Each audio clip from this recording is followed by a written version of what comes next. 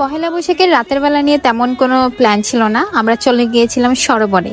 সেখানে যেয়ে আমরা বিভিন্ন স্টল বসলো নতুন। সেখানে নতুন একটা স্টল বসলো, সেটার নাম হচ্ছে মনের টানে।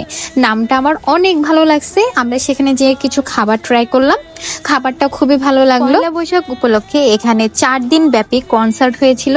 আমরা সেদিন কনসার্ট দেখতেই পারিনি, মানে ভিতরে ঢুকতেই পারিনি, এত মানুষ ছিল। তাও একটুখানি 5 মিনিটের মতো ছিলাম, গান শুনে তারপর আমরা চলে আসলাম। এটা আমার জীবনে প্রথম পহেলা বৈশাখ, যে পহেলা বৈশাখে আমি বের হয়েছিলাম, আউটডোরে গেলাম। প্রত্যেকবার আমার ঘরে কাটানো হতো, তো মোটামুটি আমার কাছে দিনটা ভালোই লাগলো।